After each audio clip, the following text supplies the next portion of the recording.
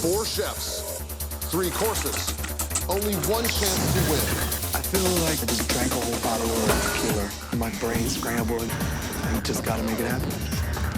Giving up. Don't give up! Feeling panic. There's a lot of room for error. The clock is going by and I'm getting nervous. Staring back at me with tons of bones in it. Then I come out strong because I have 3 other people standing there that want this just as bad as I do. Today, I just have to be perfect. There's no room for error. Welcome, chefs. Here are the rules. There are 3 rounds: appetizer, entree, and dessert. Each course in the meal comes with its own basket of mystery ingredients. You must use every ingredient in the basket. If your dish doesn't cut it, you will not move on to the next round. You will be chopped. Chefs, please open your baskets. And for the appetizer course, you must use bay scallops, Braeburn apples, sorrel, and duck hearts. Right away, I know how to make this basket work.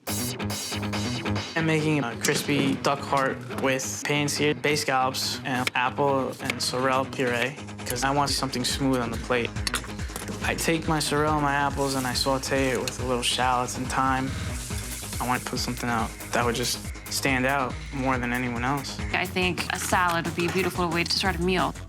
My plan is to have butter-basted seared duck heart over an arugula salad dressed with an apple sorrel vinaigrette. The goal is to represent women and all the hard work that I've done. There's a lot riding on today's competition. It's not easy to work with a basket that has 2 proteins, so let me just showcase both of them and incorporate some flavors that they could work well with, which was bacon. I'm gonna make some form of hash. So I grabbed the apricot jam. I thought it would pair well with the sweetness of the apples. As a chef for Philly, winning chop would mean everything. Just the idea of where I came from, how I worked my way up to where I actually accomplished something great. I've cooked a lot of organ meat. It's definitely a part of my style. They make perfect sense for me to treat them like a chicken liver turned into a mousse. I'm making duck heart mousse with seared bay scallops and sorrel and apple salad for my mousse. I get shallots in the pan with some of the apple, and I add the duck hearts, and then finish them with some cream. I think it's important that I come out strong because I have 3 other people standing there that want this just as bad as I do. I'm feeling kind of nervous right now. I have to hurry up. Time is of the essence. It's just focus on what you're doing and make sure that everything's right. 1 minute left, chefs. I have no time left, and my duck hearts aren't cooked. I need to just get something on the plate. You don't want to be that guy that has nothing on the plate. I don't often say this, but I really feel like Chef John has already given up. Either I take the raw duck hearts and put them on the plate, or I leave them off. He's giving up. Don't 10, give up! I decided to leave them off. 9, 8, 7, 6, 5, 4, 3, 2, 1. Time's up. Please step back. Chef Judson. Today I prepared for you pan-seared duck hearts with bay scallops, apple and bacon hash, apricot marmalade, and sautéed sorrel en crostini. Next, Chef Remy. I did a butter-basted duck heart with apple sorrel vinaigrette, a little arugula on top of a scallop puree. Chef John. Today I have some pan-seared bay scallops with apple sorrel puree. Finally, Chef Justin. So I did duck heart mousse with sauteed scallops and an apple and sorrel salad. So, whose dish is on the chopping block?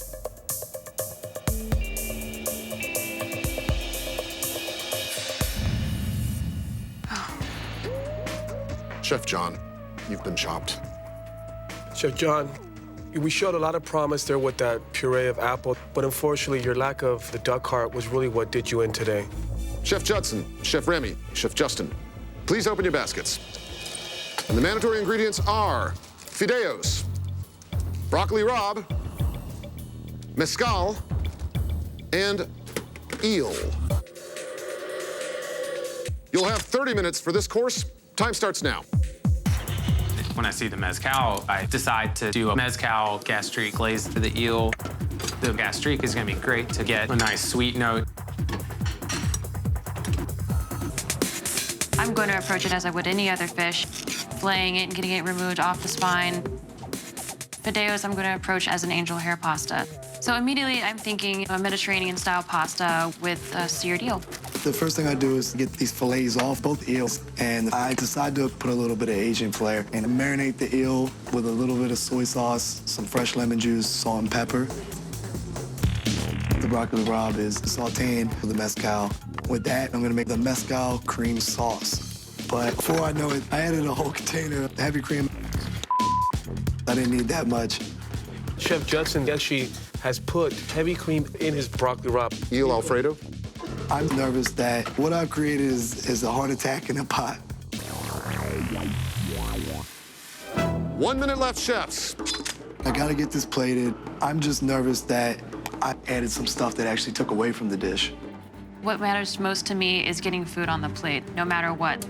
5, 4, 3, 2, 1. Time's up. Please step back. Chef Remy. We have a mezcal marinated seared eel with a little fideo, garlic broccoli rabe, and a broccoli rabe peas stew. Next, Chef Justin. So today I did fideos and broccoli rabe cooked in an eel broth with mezcal gastrique glazed eel. Chef Judson. Hello, today I prepared for you a fideos with sauteed broccoli rabe, grilled eel, a mezcal cream sauce, and lemon soy ricotta. Whose dish is on the chopping block?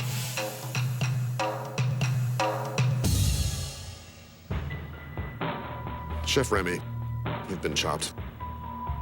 Chef Remy, you spun your wheels a little bit too much with the broccoli rabe. I think you got caught up on them. You didn't spend enough time concentrating on the eel. I'm starting to see you're chopped. Chef Judson, Chef Justin, you've reached the dessert round. Please open your baskets. You must use crumpets, cream cheese, aloe vera juice, and orange slice candy. 30 minutes on the clock, chefs. Time starts now. Aloe vera juice. I've only ever used this for burns. I didn't even know that it was edible. I take a spoonful of it. It's very dry and not sweet. So immediately I think it'll balance the sweetness of the orange candy and make an orange aloe sauce. Aloe vera juice tastes almost medicinal. So I'm going to add sugar to make a simple syrup. Orange slice candy, it's too gummy. Let me chop them down so it's a little bit easier to eat and make some kind of chutney. Dump rum in them. When I'm cracking my eggs, I'm thinking, what am I gonna do to get that edge over my opponent and blow the judges away? And you know what? Whip a meringue with the egg whites. Hopefully something different they haven't seen yet. It's really crunch time. It's all about fine tuning and making sure that each element is perfect. 1 minute, chefs. I'm definitely nervous. I'm hoping this dessert is gonna give me the winning edge. 7, 6, 5, 4, 3, 2, 1. Time's up. Chef Justin, what'd you do? So I did my play on eggs Benedict with an aloe and cream cheese sabayon on top of buttered crumpet and an aloe and orange sauce. Last dessert, Chef Judson. Today I prepared for you a toasted crumpet with a raspberry pastry cream, toasted meringue, a candied orange chutney with the raspberry aloe vera simple syrup.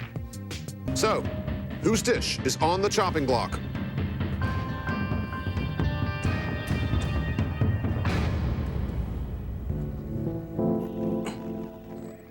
Chef Judson, you've been chopped. Judges. Judson, this was really a difficult decision for us today. We felt just that in the end, there were too many instances where you used a lot of ingredients from the pantry, and what it ended up doing was muddling the flavors. It was that lack of clarity of your culinary style that led us to chop you today. And that means, Chef Justin, that you are the chopped champion. You're going home with $10,000, not bad.